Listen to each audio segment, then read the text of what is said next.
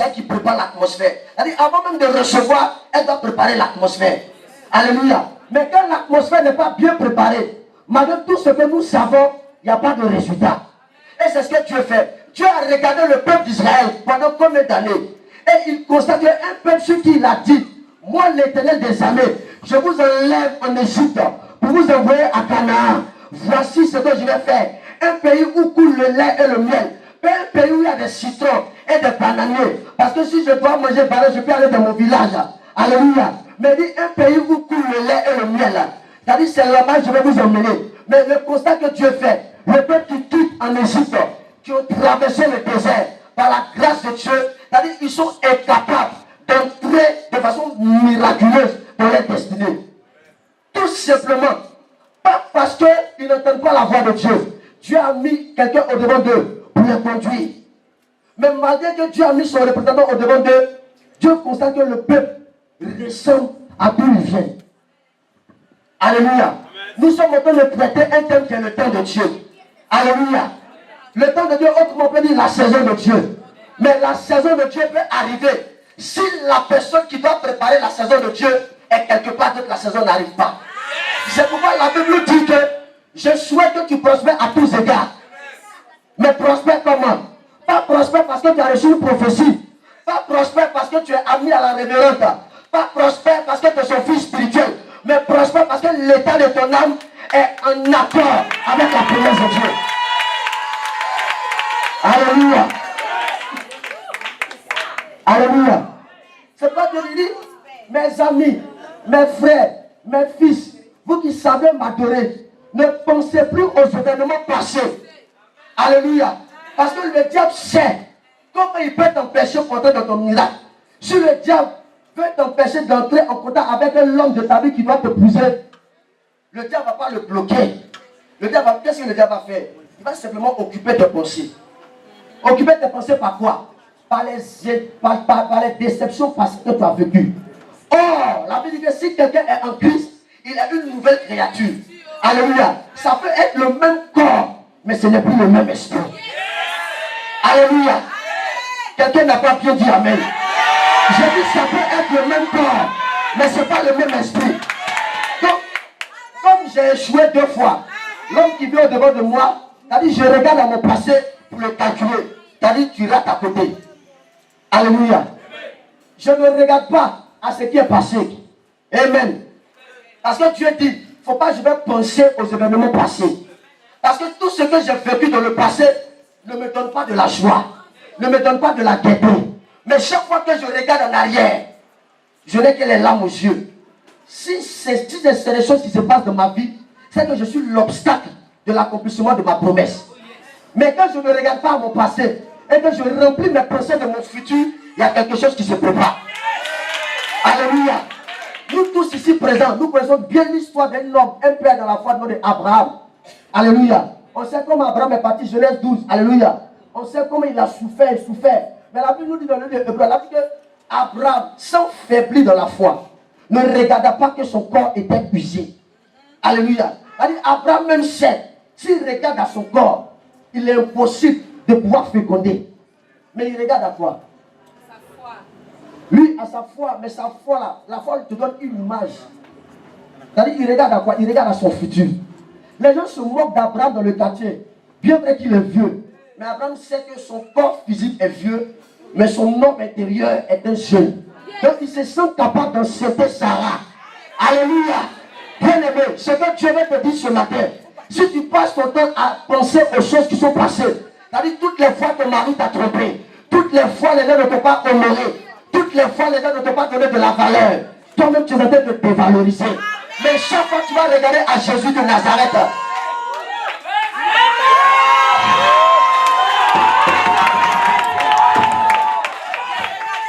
Alléluia. Amen. C'est quoi la Bible dit dans le livre de Corinthiens que nous tous, nous qui contemplons le Seigneur comme dans un miroir, nous sommes transformés à la même manière de gloire en gloire. Alléluia. Je vais juste rappeler plus dans le parti. Amen. Il dit, ne pensez plus aux événements passés. Plein de choses se sont déroulées dans notre vie. Depuis que je suis né. Alléluia. Peut-être même la rencontre entre mon père et ma mère n'a pas été peut-être une bonne rencontre. Alléluia. Peut-être je suis enfant d'adultère, mais Dieu ne regarde pas ça. Parce que la mère de Jephthé était une prostituée. Mais Dieu a fait de Jephthé un héros. Alléluia. Amen. Donc si quelqu'un dit, moi là, je suis enfant de prostituée. C'est-à-dire si quelqu'un remplit ses pensées de cette parole, il bloque son futur. Donc Dieu parle à son peuple ici. Il dit, mes amis, suivez-moi. Nous partons où? À Canaan. Mais le peuple sort de l'Égypte en route pour Canaan. Chaque fois qu'il y a une difficulté, il regarde en Égypte, au lieu de regarder devant. Et les amis, c'est nous tous nos problèmes. C'est-à-dire, c'est notre faillite. C'est ce qui nous fatigue. Alléluia. C'est-à-dire, si je comprends bien, le diable là, il est assis peut-être, bon, je ne sais pas s'il a un trône, mais il est assis quelque part avec sa petite culotte rouge. Et il nous influence avec des flashs. Vous savez ce qu'il fait? C'est-à-dire, il ramène les films, les images des blessures passées dans ton esprit pour bloquer ton futur. Or, mon esprit doit être occupé de l'image de mon futur. Alléluia. C'est ce qui favorise la grâce de Dieu. Amen. Il dit, ne considérez pas ce qui est quoi? Ce qui est... Non, pas passé. Lisez bien. Voilà. C'est-à-dire, il y a passé et il y a ancien. Donc, si Dieu dit passé, c'est que ce qui est passé, laisse tomber. Mais il y a quelque chose, il y a un futur qui arrive. Mais si Dieu dit ancien, c'est qu'il y a quelque chose de nouveau qui arrive. Il dit, ne considérez pas, Dieu nous connaît. Dieu sait que les hommes là, ils passent le temps à considérer des choses qui sont inutiles. Or, nous sommes dans un temps où on nous dit c'est le temps de Dieu. Dis avec moi le temps de Dieu. Dis le temps de Dieu. Ce temps est mon temps. Ce temps est ma saison. Alléluia. Alléluia. Il dit, voici, je vais faire une chose nouvelle. Alléluia. Pas ce que tu as vécu, mais ce que je vais envoyer, ce que je vais créer, n'a rien à voir. C'est-à-dire, un, ça n'a pas le même visage. Deux, ça n'a pas la même forme. Et ça n'a pas la même odeur. Alléluia. Donc, ce qui va arriver dans notre vie n'a rien à voir avec ce que nous avons déjà vécu. C'est Dieu qui parle. Ce n'est pas moi qui parle. Alléluia. Il dit, je vais faire une chose nouvelle dans votre vie. Mais si vous perdez votre temps à vous occuper des choses inutiles, vous occupez vos pensées, vous occupez vos cœurs, des douleurs passées. On m'a fait tant, on m'a fait ceci, j'ai déposé des dossiers passés, je suis fatigué. C'est vrai, tu es fatigué. Ça, c'est des choses passées. Dieu dit, il y a encore quelque chose de nouveau qui arrive. Quelqu'un dans la Bible de Pierre, c'était un grand péché, il a péché toute la nuit. Un maître, c'est-à-dire puissant nageur, pécheur, comme on peut le dire. Quand il a fini de pécher, il n'a pas vu quelque chose. Mais Dieu lui dit, va en plein. C'est-à-dire, Dieu, il est fatigué, il sort de l'eau, puis Dieu lui dit, prends ton filet là, jette ton corps. Bon, il vient de là-bas. Et puis tu me dis, de faire encore. Alléluia. Si lui, il avait résisté, qu'est-ce qui allait se passer? Bien. Alléluia. Et cette parole nous concerne tous. Alléluia. Ce matin, je ne sais pas ce qui a rempli ton cœur. Mais je suis convaincu que si Joseph, qu'ils vont jeter dans le puits, quand il est sorti du puits, il pourrait dire, les gars, excusez-moi, il y a mes frères là, il y a tel père, il y a Ruben, il y a Siméon, il y a Lévi. Il pourrait dire, ce sont mes frères là qui m'ont jeté dans ce trou là. Moi, je suis venu leur donner à manger et ils m'ont mis dans ce trou là. Je vous demande pardon. Mon papa s'appelle Jacob. Ramenez-moi là-bas. C'est ce que Joseph a fait. Pourquoi? Parce que le rêve de Joseph avait pris la place de ses pensées. Donc il sort du puits et puis il dit rien. Il sait ce qui se passe. Parce que bien aimé, ton futur, la prophétie que Dieu te donne là, c'est comme un feu qui doit allumer ta vie. Quand elle t'embrasse, elle t'emmène à faire des mouvements. Quand elle t'embrasse, elle t'emmène à accepter certaines épreuves. C'est-à-dire l'épreuve ne te tue pas. Pourquoi? Parce que l'épreuve est tombée sur un feu. Alléluia. Donc plus tu es dans la douleur, plus tu es dans les tribulations, tu peux sentir la douleur physique, mais ton homme intérieur commence à se travailler, à se bâtir. Alléluia. Donc Joseph sort du puits. Au lieu de se plaindre, il ne se plaint pas. Il suit les gens. On le prend, on le vend. Il accepte d'être vendu. Pourquoi? Parce qu'il sait ce qui se passe. Alléluia. Est-ce que tu sais ce qui se passe? Si tu savais ce qui se passe, si nous tous on savait ce qui se passe, on allait fermer la bouche. Et on allait être silencieux pour suivre Dieu. Alléluia. Mais Joseph n'a rien dit. Parce qu'il sait que même si ses frères ont déchiré Abila, qu'ils sont pris Abila pour lui donner à son papa, il sait que où il est là, il va quelque part. Alléluia. Prenons Somme 103, nous terminons par là rapidement.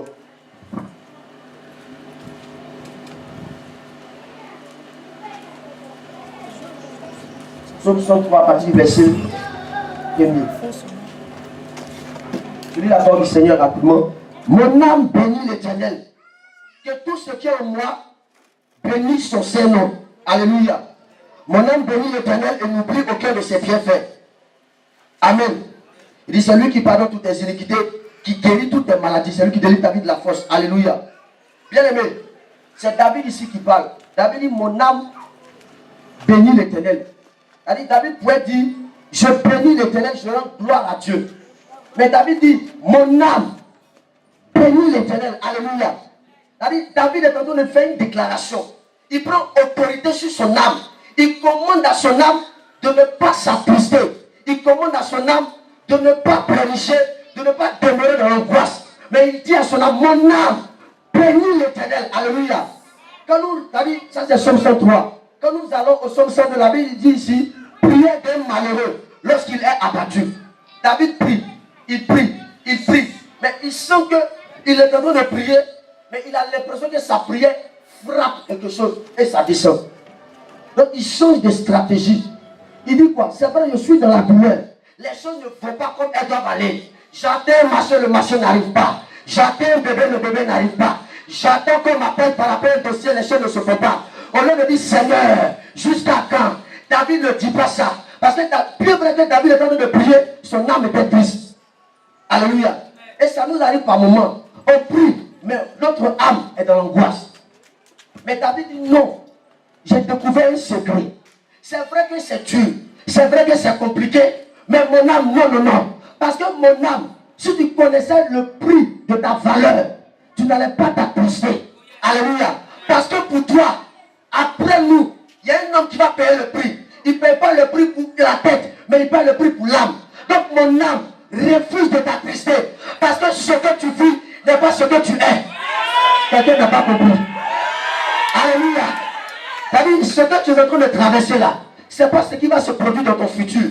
Donc refuse de t'attrister. Parce que si tu t'attristes, tu peux mettre à la parole de Dieu qui dit, prospère comme l'état de ton âme. Or, cette parole doit se valider dans notre vie. Donc quand mon âme s'attriste, cette parole reste stérile. Est-ce que quelqu'un a compris? Donc en réalité, je n'ai pas le droit de m'attrister. Même si tu me refuses, je n'ai pas le droit de m'attrister. Même si tu ne signes pas le dossier, je n'ai pas le droit de m'attrister. Même si le visa n'est pas prêt, je n'ai pas le droit de m'attrister. Ce que je sais est que mon âme bénit l'Éternel.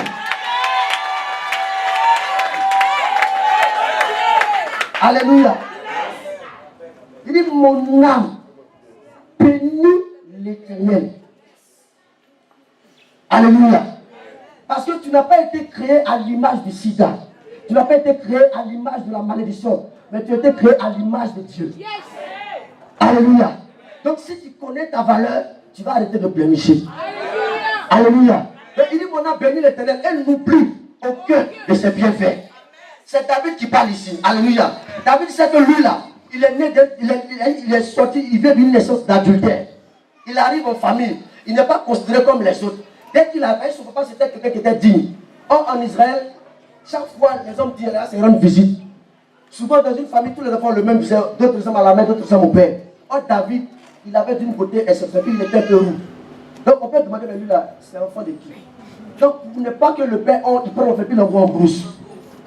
Alléluia. David peut dire, mais pourquoi? Moi, il n'a rien dit.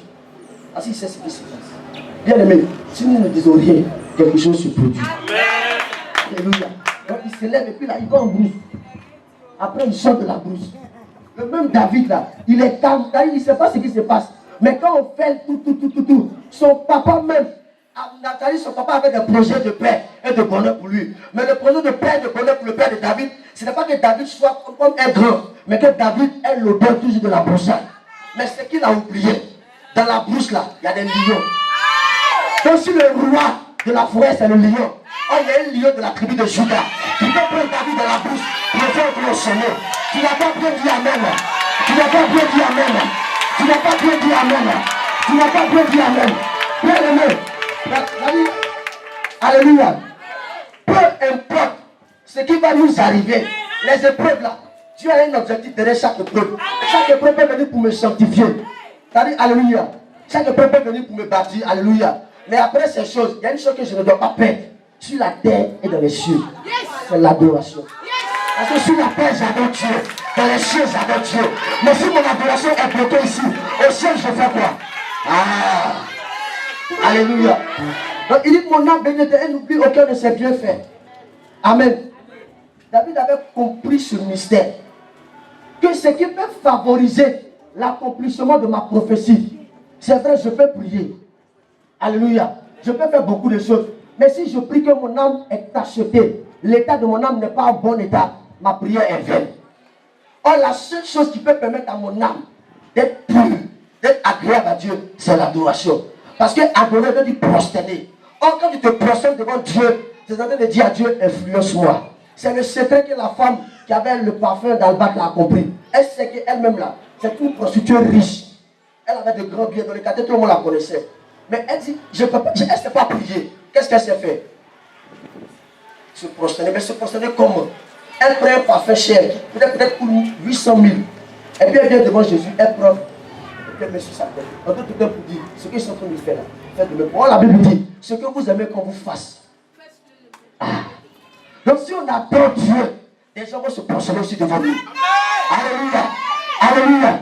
Si tu n'es pas habitué à obéir, à adorer Dieu, un démon ne va jamais se prosterner devant toi. Donc c'est le secret que David a compris. Alléluia.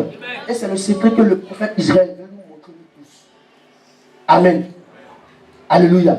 La l'histoire de quelqu'un qui me plaît, je termine par là. David avait un ami du nom de Jonathan. Nous connaissons tous Jonathan. On n'a jamais vu son visage, mais on parle de lui. Alléluia. Il y a des pays qui vont peut-être certainement pas voir ton visage, mais ils vont voir ton livre au nom de Jésus. Alléluia. Donc, David et son ami Jonathan sont amis. Et dans leur amitié, la guerre arrive. Jonathan meurt, son père meurt. Et Jonathan laisse quelqu'un du nom de Mephibosheth. Alléluia.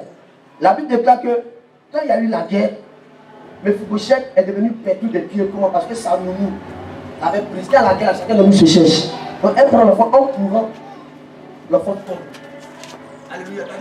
L'enfant qui n'a rien à voir avec la guerre. Mais comme la guerre concernait le sang royal, l'enfant aussi a été affecté.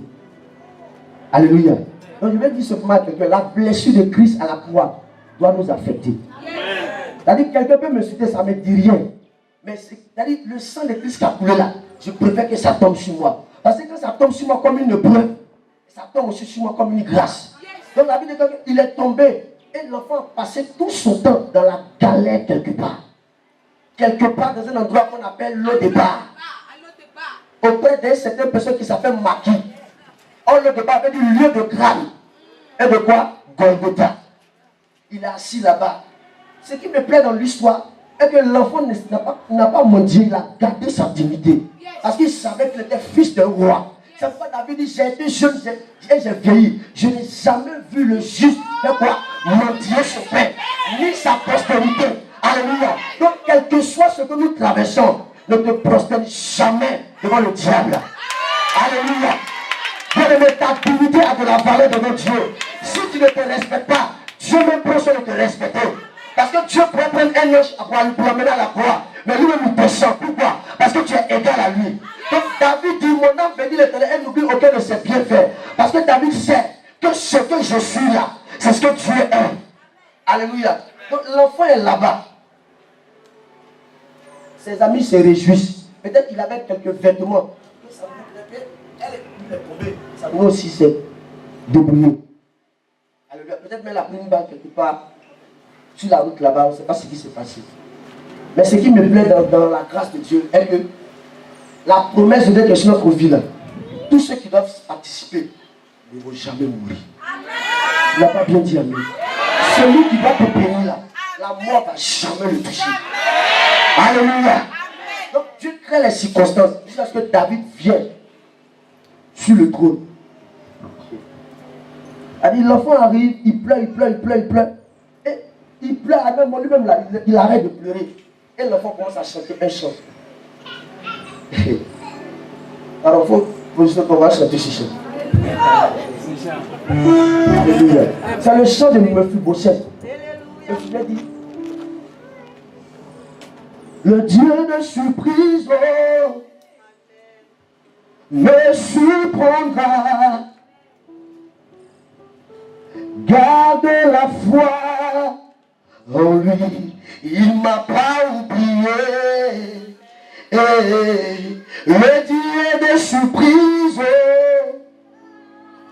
me surprendra. J'ai la foi en Dieu, il m'a pas oublié. Même si tout semble difficile, je te reste fidèle. Est-ce qu'on peut m'aider s'il vous plaît? Même si tout semble compliqué, je te reste fidèle. Oh Dieu de surprise, le Dieu de miracle, garde la foi. Oh, il t'a pas oublié. Le Dieu de surprise, le Dieu de miracle, garde la foi. Oh, il m'a pas oublié. Le Dieu de surprise, le Dieu de surprise, garde la foi. Oh, garde la foi. Oh oui, il t'a pas oublié. Mephibosheth lui-même, il se console. Alléluia. Il prie, ça ne va plus lui-même, il dit, ne pleure pas. Mes filles, ne pleure pas. Disons, ne pleure pas, ne pleure pas. Ne pleure pas, ne pleure pas. Oh, ne pleure pas, ne pleure pas. Ne pleure pas. Oh, c'est ta saison. Oh, c'est ta saison de gloire. Oh, c'est ta saison de gloire. Je te dis, c'est ta saison de gloire. C'est ta saison. C'est ta saison de gloire. C'est ta saison. C'est ta saison de gloire. C'est ta saison. C'est ta saison de gloire. C'est ta saison de gloire. David savait qu'il y avait une saison qui arrivait. Et il voulait que tout son être entier ne rate pas cette saison. Alléluia. Bien aimé, il y a une saison qui arrive. Amen. Ce qui me plaît, si le sida est contagieux, le miracle est contagieux. Alléluia. Amen. C'est ta saison de gloire. Est-ce que tu peux te dire comment chanter Dieu? C'est ta saison. Dispose ton cœur et célèbre. Il y a une saison qui arrive. C'est ta saison de gloire. C'est ma saison de gloire. C'est ta saison de gloire. C'est ta saison de gloire. Lève la main, célèbre ton roi. Saison de gloire. C'est ta saison de gloire. Tu verras ton miracle. C'est ta saison de gloire. Le Dieu de miracle. Le Dieu de miracle. Il m'a pas oublié. Il m'a pas oublié. Le Dieu de surprise. Il t'a pas oublié. Il m'a surpris. Il a surpris Lazare à la résurrection. Et ce matin, il est présent.